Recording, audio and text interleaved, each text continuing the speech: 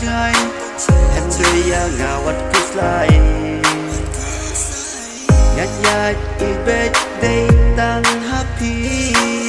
Asilan tertiski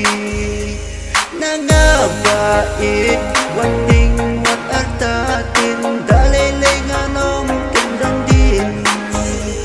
Ibet tang yapi Asilan terkisi ba Ikwat ino tang sitong lanti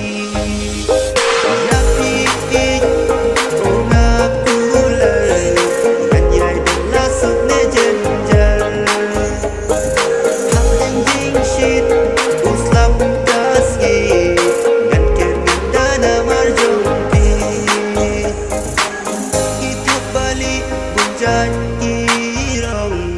yakik macho nga kipen bayong Henry tang kawe oh ijo nga api nga kwa ban ngani igbet tang yapi asilang terkisi ba yapi wat ino yang atan situ lanti hak den uslap nga siya jingdo